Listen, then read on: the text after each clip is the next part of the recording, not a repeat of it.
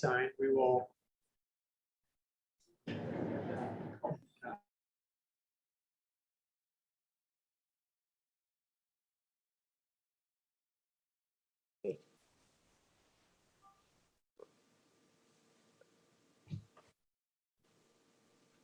Okay, and John Williamson, if you could please come off mute. John is going to lead our invocation this morning.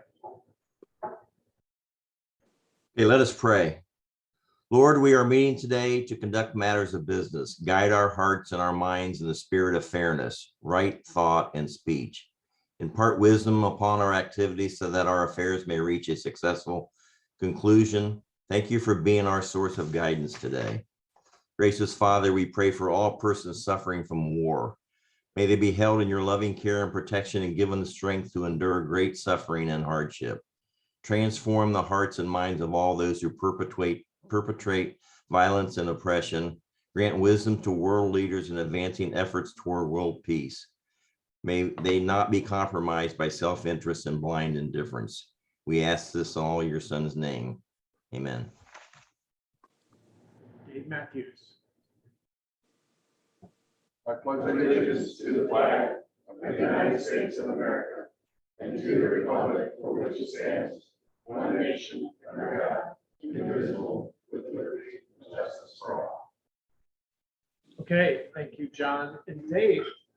And let's start with announcements. Do we have any announcements in the room this morning? Morning, everybody. We are going to be doing a service activity next week in this room. We'll be creating bags, goodie bags, and well, not goodies, but they're kind of goodies, and hygiene bags for. She has a name for the folks that this organization that Courtney's going to speak about today serves. So we're going to be doing that next week. So please come, be cash. We're just going to throw things together, and we're going to try to make 500 bags. So we need lots of help. So join us. Thank you, Jolie. That will be fun. Other announcements in the room. Susan West, come on up. I just wanted to let everyone know that our club sponsored 170 of these My Very Own blanket kits. 170. So this is Claudia's creation. Nice, very nice. But anyway, it's really the Interact students that have really come full strength to make these blankets. They're probably responsible for 155 of them. So anyway, thanks for your support, and this is really going to help those kids out there. What am I trying to say? The kids. Yes, the Foster kids, kids. foster kids. Foster kids. Yes. Thank you. Thanks. John Susie, come on up. I think I know what he's going to. Okay, welcome back, Mike, from across the pond. The board officially approved our second now official Pro-Am Day. Even though we had a fundraiser the last 2 years, we are having a Pro-Am Day on Wednesday, June the 1st. You'll be getting some communication from the club on a kind of a save the date basis. Remember, those of you who attended or were participating at that time, we had a outdoor event the day of the Pro-Am, Wednesday of the tournament week. That's also Military Appreciation Day, and we plan a similar program this year honoring veterans. But it's a great opportunity, in addition to the fact that we're doing good things for veterans, that the club gets together on a very informal basis with each other, not on Zoom, and having a great time. So we'll be putting out more information on it, but just mark down on your calendars right now, Wednesday, June 1st, Pro-Am Day at the Memorial Tournament. And do we need any committee volunteers? Oh, we will. Don't be shy. And most of this will be pretty much confined to Dave Lundgren is also my co-chair again this year. And we had a meeting the other day talking about logistics, but we will need day of assistance. We're not going to ask people to go out and solicit, silent auction items and all that type of stuff. We want you there and we want you participating. So more more in the weeks. And the forecast for that day, I noticed, was sunny and 78 degrees. Well, there we go. You heard it here first. Thank you. Are there any announcements on the Zoom? Mike, just a quick reminder, we're having the Dublin St. Patrick's Day Parade again, actually just next week. So we have 8 or 9 volunteers for the parade marshaling. If we could get a couple more, that would be really helpful. Meeting at Jason's Deli at 10:15 next Saturday. So Claudia has sent out the invite. If anybody else would like to volunteer for that, we would love the help. Thanks. Thanks, Kurt. Roberta, come on up. I need people to sign up to be greeters. I will be sending out an email. And I also need some help with reporting on the week. So Scott Armstrong is uploading the story that Susan West sends, which is really the announcement for the week. But if I could get 1 or 2 people to help with uploading the story or getting it to Scott of what went on at the meeting, aside from the video, that would be great. So if you're interested, you don't have to do anything with pictures. All you got to do is write up a little blurb on the announcements and what the speaker said. Thank you. All right. Our sergeant today is none other than Sergeant Colonel Dave Williamson. Good morning, Rotary. All right. Daryl was supposed to be here today, but he had unexpected house guests, so guess who you get? All right, we have 2 guests we'd like to have introduced this morning, so I'm gonna let Roland introduce our first guest. I'm going to introduce my niece, Andrea Benitez, and have her tell you guys a little bit about herself. I'm 17 and from Colombia. And right now I'm finishing my application process.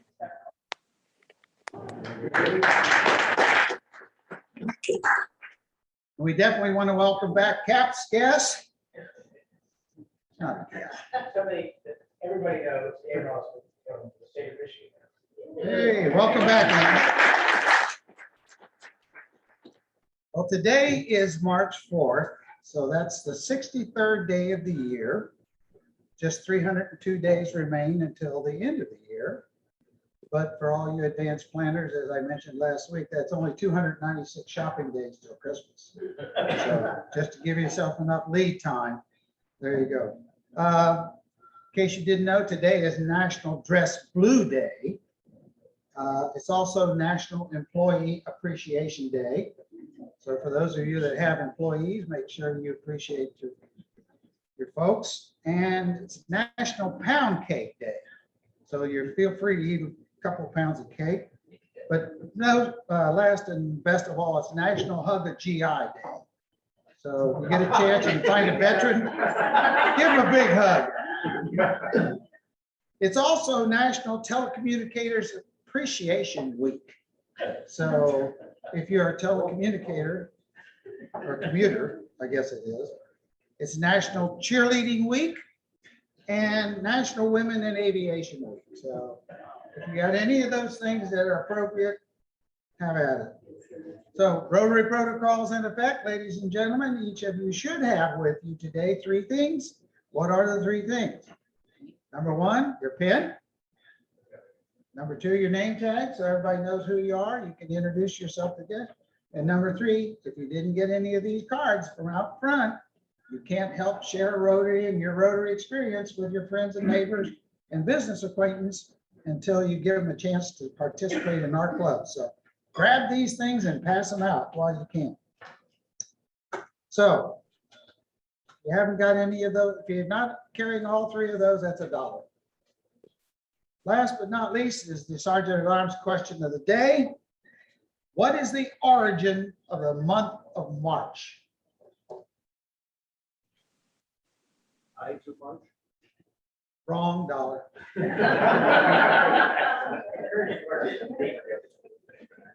Anyway, in case you didn't know, it comes from the Roman Martius, originally named after the god Mars. So if you didn't know, in the Roman calendar, there were only 10 months, and March was the first month. March through December was the Roman calendar. So until they went to the Gregorian calendar, there was only 10 months. Our small pot today is $10. Our large pot is $137. And what did I do with the box?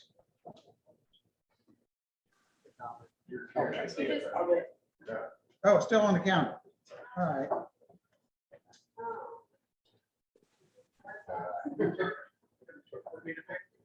Sure.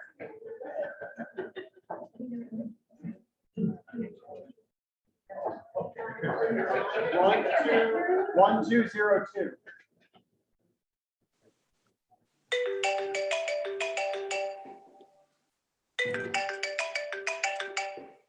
Bring in. 1202. Dan? No, Dan. you get your choice. You can either take the $10 cash, or you can draw for the large pot of 137. from the- What's that? Let's draw for the large pot. You want to draw for the large pot? All She's right. risking it all, so now we How many minutes?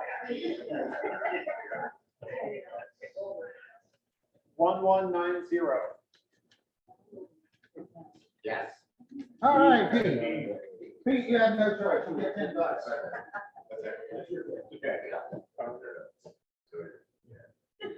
Okay, thank you, Dave. I am gonna invite Julie Rinaldi, if Claudia will allow her. Julie's gonna come up and introduce our speaker.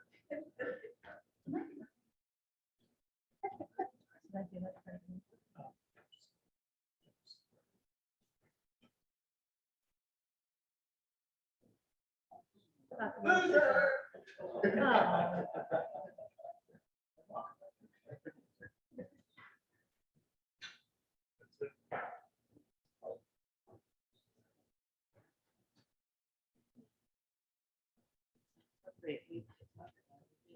Okay, all right, we're ready.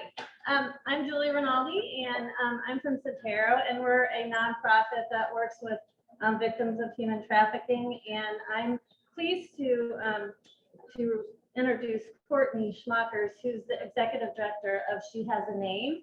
And Courtney is a graduate of Capital University, and her favorite thing to do in her job is to educate people like us about human trafficking and how it impacts the communities and individuals and how we can prevent it. So Courtney is going to speak to us today. Welcome, Courtney.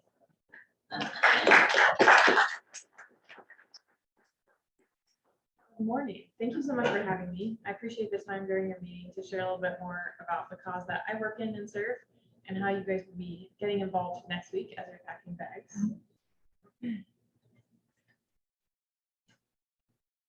Can I start by asking, how have anyone in the room, how have you heard about human trafficking? Okay. Oh, Yeah. in the news, we've had other speakers talk about it.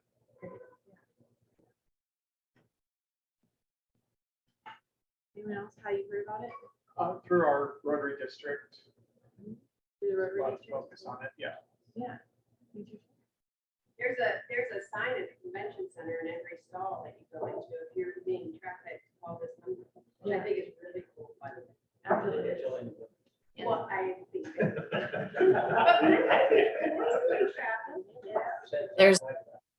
There's also a sign in the airport and the airlines everywhere, even on the bathroom in the airport and on the airplanes too. So there's some awareness, public awareness happening too. So this is the basic definition, just as a reminder or refresher, or if it's something new to you. Because it's a complex crime, there's these three areas that need to be identified. Looking at an action such as transporting, harboring, or recruiting another person through the means of force, fraud, or coercion, which is really cornerstone to human trafficking and what differentiates it from other forms of abuse or neglect. And then for the purpose of exploitation, it could be labor exploitation, it could be sex exploitation, or a combination of the two of those. So who is involved? I think we all might have in our minds a picture of what we think a victim might look like, or what a trafficker might look like. But I really want to open up to other considerations there. The basic understanding is that a victim is someone who's has a vulnerability of some kind. And that's not, a personality trait. It's not something they're born with. It's often societal. It could be coming from a low-income neighborhood. It could be growing up with some kind of mental health or disability of some kind. It could just be a foreign national living in a country where they don't speak the language. But what brings those traffickers to them is an exploitation of that vulnerability. They see it and they want to manipulate that for their own personal gain. It's automatically the case when they are children under 18 years old, especially in commercial sex. And it's often coerced foreign nationals, and we see a lot of that in labor trafficking for those working for next to nothing or having their papers held or not able to leave. Traffickers then, it could be an organized network. There's these vast groups that are bringing women from rural China. They're bringing them to Flushing, New York, and then sending them out to massage parlors across the US. It's big organizations, but then it's also just individuals. A lot of what it looks like in rural Ohio is more like parents who are trafficking kids for a drug habit, or it could just be, again, foreign nationals saying, someone being willingly smuggled from one country to the next for the promise of a job or better work opportunity. But then when they land here, their papers are withheld, and maybe they say, you've paid 50% of your way to get here, and now you're going to work for me to pay for that other 50%. But the traffickers often share traits with their victims, whether it's the same, similar age, socioeconomic status, they speak the same language or come from the same country. That's often one of the elements of understanding that can start that manipulative relationship. So looking at what it is here in Ohio, where it very much exists, we are 6th in the country in terms of the number of cases reported through the National Human Trafficking Hotline.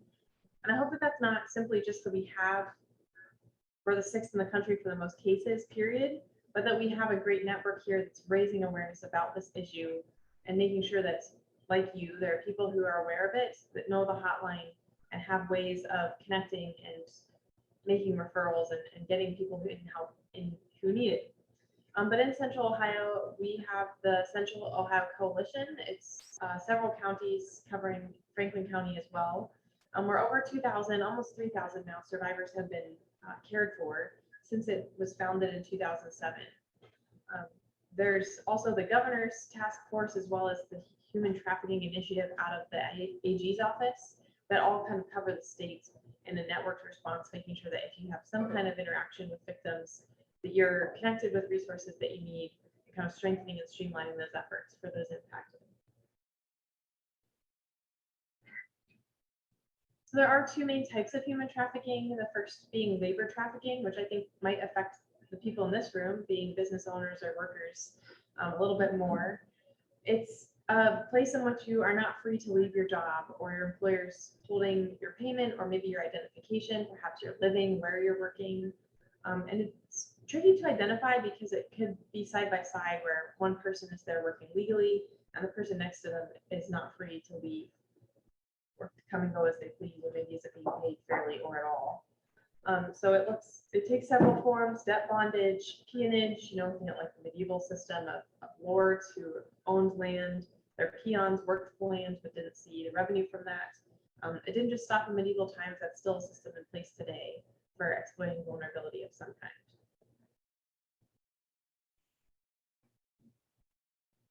Where labor trafficking occurs, take a look at this list, and if you wouldn't mind raising your hand if you work in one of these sectors: domestic work, construction, manufacturing, agriculture, or the hospitality and food service industry. Okay, well, it does cover a large swath of our workforce. So it is something to be aware of as you're out in the community or partnering with other agencies, networking with them. Just to be aware of that these are spaces where it happens more frequently. And it's anywhere where we're seeing that use of force, fraud, or coercion, especially in recruitment tactics or in how they're being held or not free to leave their place of work. Just areas to keep an eye out, especially when you're out in the community as well.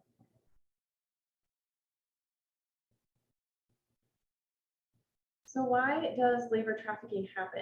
The three top reasons we see are low risk, and that would be where a community isn't aware of the issue or where there aren't really laws in place to either identify or prosecute cases, where there's really high profits to be made. So human trafficking is top three along with drug stealing and arms trade. But the difference between those two is that human trafficking is an unfortunately reusable commodity, right? Whereas arms dealing is a one-time transaction, humans can be exploited over and over again, which generates really high profits for their handlers. There's finally the increasing market as we're working in a global economy. If the developing world is asking for goods to be made cheaply and quickly, that comes at a cost somewhere down the supply chain. And it's often in the form of workers being exploited, again, being paid little to nothing for the work that they're doing, or working in dangerous conditions without proper protection in place. And that can all be driven by developed markets really demanding those goods.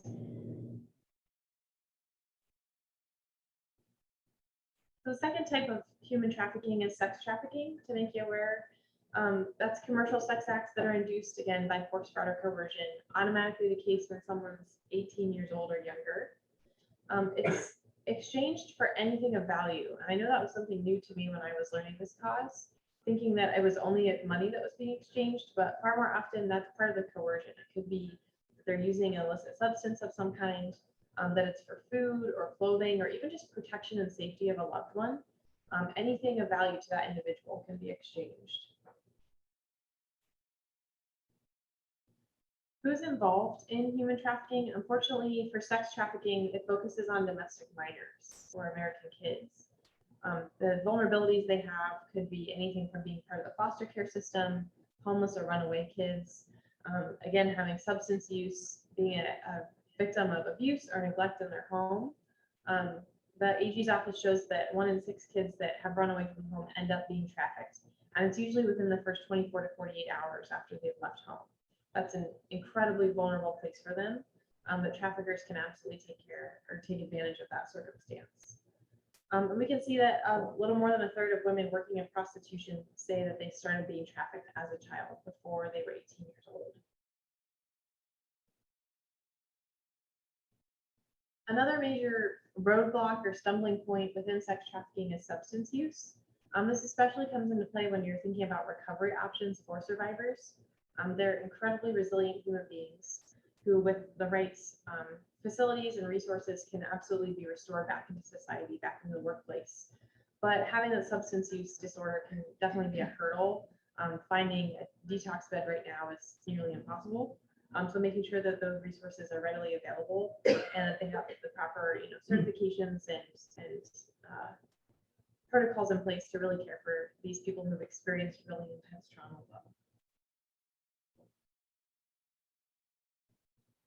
So why does sex trafficking happen? We look at filling unmet needs, and that's both on the part of buyers and sellers. So I mentioned if it's happening to domestic kids, it's often even just something simple like looking for a romantic relationship.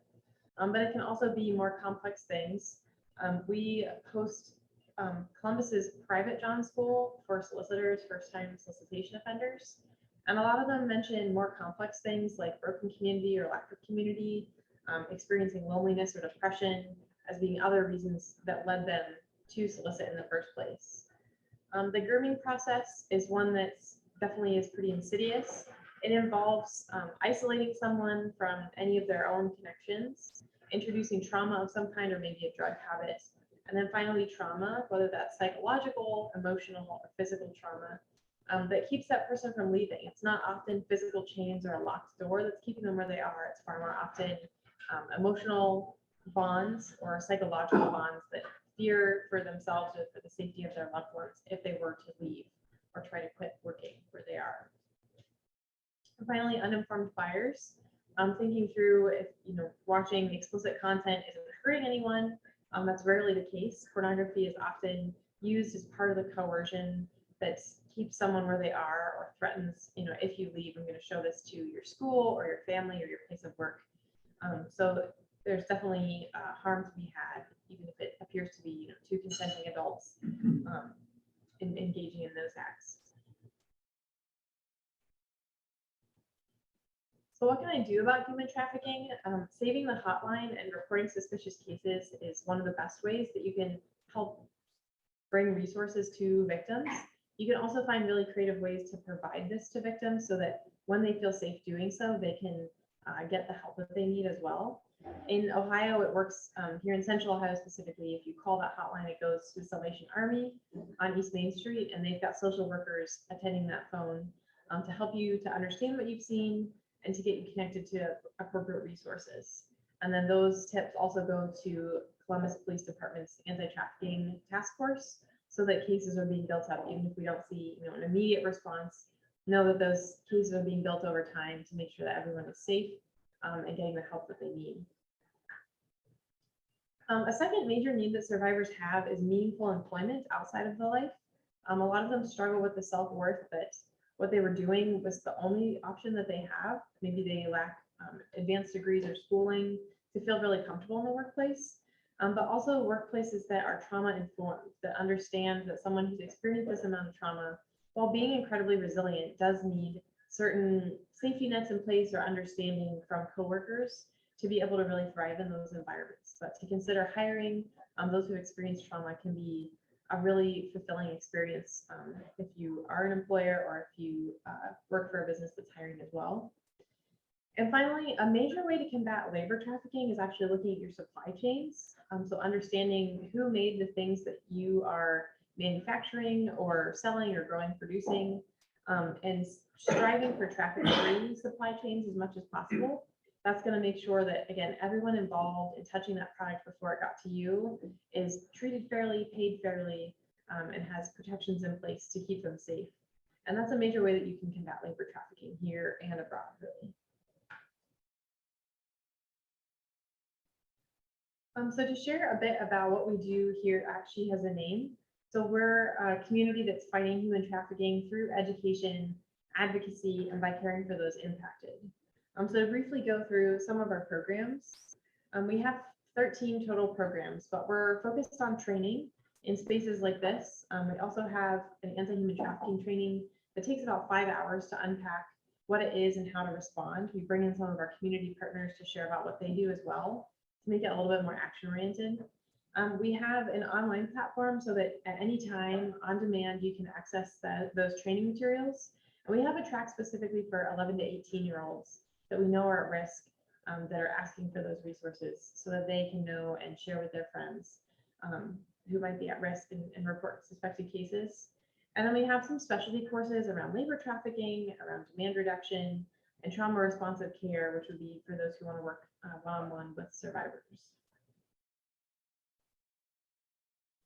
For advocacy, as you're gathering bags next week, know that they're being sent out through our network of about 24 agencies who use those for street outreach, for drop-in centers, for new placement in housing, for sober living. And that's because of our 11 years being around as an organization here in Central Ohio. We've just built trust. I know that collaboration helps to make a much stronger response against human trafficking. And finally, legislative advocacy as well, talking to our elected officials at a city or state level, letting them know ways that they can use their elected powers to protect victims, get them connected to resources, and also seek justice for traffickers as well. Our third area is around caring for those who are locally impacted.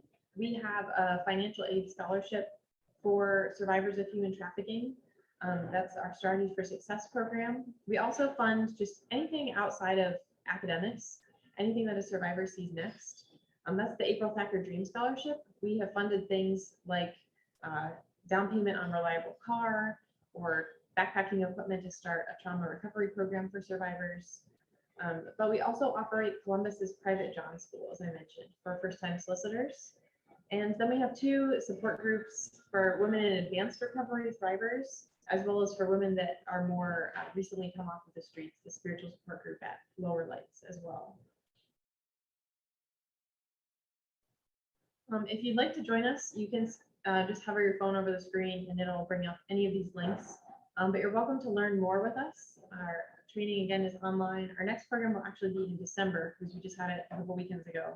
But there are those specialty courses between now and then. Giving, I know sometimes the financial investment is the most reasonable place to start if you're limited on time. So you can do that at sheisaname.org/give. Those monthly gifts especially create sustainability for the people that we work with and serve. And then finally, following us on Facebook or Instagram can be a great way to stay connected, to learn more about what we're doing, and to get engaged in that way, sharing with your social circles and letting them know something that you're passionate about as well. So that's it for a basic overview of human trafficking and what we do at She's a Name, but I'm happy to answer any questions. Yes.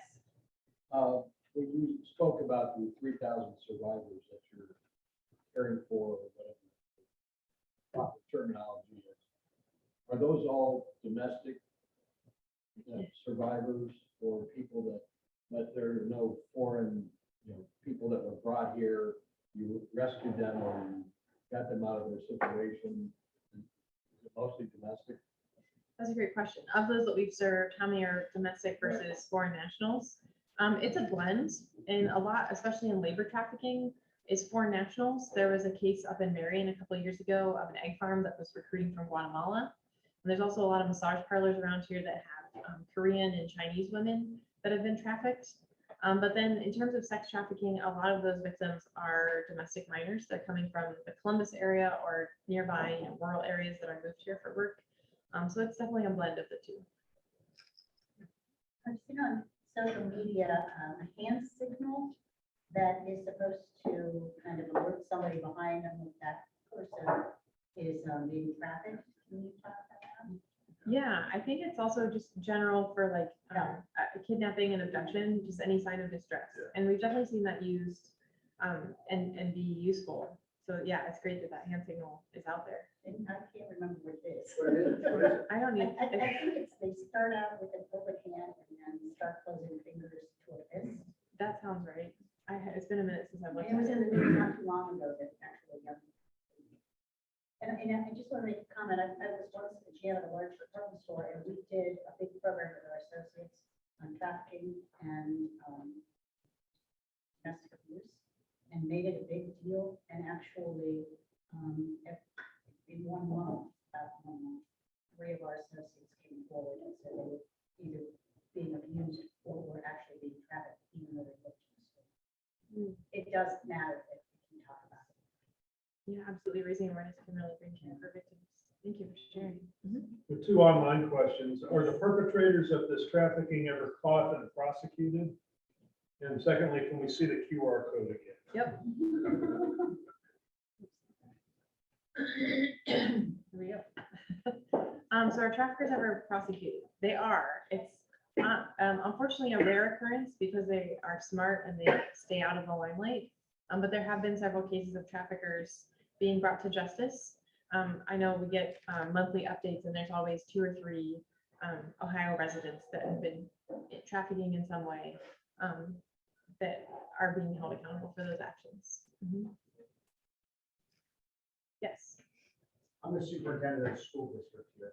And at what point do we start educating young students? And at a time when there is increased conversation from parents about exposure to certain topics, are you involved in any school districts? And Julie may be able to talk to this too. When should we be having real conversations at a time when, and I'm going to sound like the old guy here, middle school girls can look like adults dressed with the right makeup. And when do you have these conversations? Yeah. And are you doing anything in this space? We are. So we have the online platform that I mentioned for 11 to 18-year-olds that talks specifically about human trafficking. But I think even before that, the youngest group that I spoke with was 3rd graders who asked me to come in because they knew that this was happening to their classmates. At that age, we talk more about safety online, and we talk about healthy relationships and power dynamics in relationships as well. That can kind of be a precursor that is sometimes an easier pill for parents to swallow. But I don't think there's an age that's too young. If your child has a device, then they're connected to the internet and they can be at the hands of traffickers, unfortunately, if they're using any app with a direct messaging feature. So making sure they know about safety online is really key at any age. Kids post these pictures and they put where they're gonna be. Parents post pictures of themselves on vacation and say their kids are home alone. Like, I don't think we realize the footprint we're leaving as adults for our kids and telling where they are and them responding to people who reach out looking like peers. It's really easy to put any picture on a social media post and pretend to be that person. And we're gonna meet you here, we're gonna meet you here. And it's something that in a community like Dublin, we don't want to sometimes look at the realities of the dangers, but we're not involved. And I think that's a tough conversation. Absolutely, yeah. How is your organization funded? Is it public and private or all private? Yeah, it's vast majority private. We received our first public grant this last year from the city of Columbus. But other than that, it's a network of individuals, private grants. We have fundraising events throughout the year, and some church partners as well that help support us. How many human trafficking organizations are there like yours in like the Central Ohio area? Yeah, how many agencies are there in Central Ohio? Specific to human trafficking, we work with about 24, but they're the part of the Coalition for Human Trafficking is over 200 agencies that somehow interact with human trafficking victims. It might not be that that's their sole focus, but it's part of their services provided. 200 in Ohio? Central Ohio, so just a few counties here around Franklin County. Wow. There's 200 organizations that are fighting this. Is that what? Yes. I'm like astounded. Wow. Okay. Yeah, the needs for trauma survivors are incredibly complex. So there's definitely a need for everything from safe housing to transitional employment that specialty agencies really help to provide those needs. Yeah, and I told Courtney, I thought that this was a very appropriate week for her to come and talk because of the Arnold in town and how human trafficking goes up when those things are in town. Do you work with people that are there, or how do you? Yeah, How do Shazini you do that? isn't working with the Arnold. It can be, argued that human trafficking rises at these events, but really it's still there. It's just a little bit more visible during those community events. So we're not present at the Arnold this year, but there are some agencies, one in particular, SOAP, Saving Our Adolescents from Prostitution, is out handing out bars of soap at the human trafficking hotline, as well as missing children's posters. And they've already had a few kids saved. They canvassed almost 200 hotels here in Central Ohio, and had a few kids identified from those posters in the hotels. So, yeah. Thank you. Can you tell us about the process of people being saved and how it's being done? So say you notice or know of somebody that's having an issue of being trafficked, what's the process? Yeah, so using that hotline is a really good way to make sure that you understand the resources that are available. But often it takes a few times. I'm talking like 12 to 20 times of someone hearing about resources and exit strategies before they actually take that step. The best ones are when survivors are coming forward themselves. There's a lot of street outreach programs that are making them aware of resources. There's drop-in centers, which I think is probably the #1 way. And unfortunately, another great way, not a great way, but great in terms of numbers, is arrests. It's still like solicitation of arrests on the point of buyers and sellers. That's putting them through Catch Court, which is a diversion program here in Franklin County, where if they complete a 2-year program, they can have their records expunged for any crimes related to solicitation or duress under solicitation. So a lot of them are coming through partner agencies. Any other questions? Thank you, Courtney.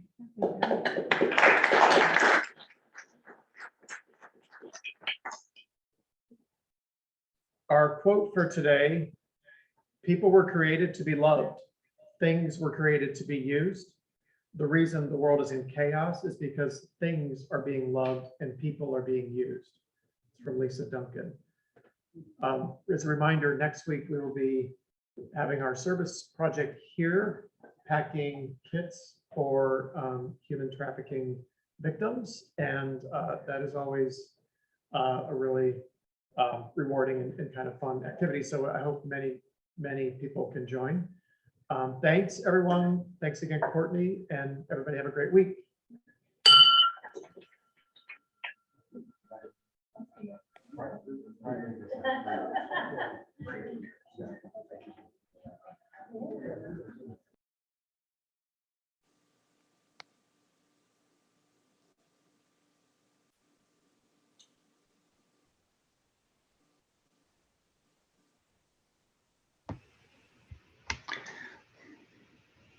See you, everybody.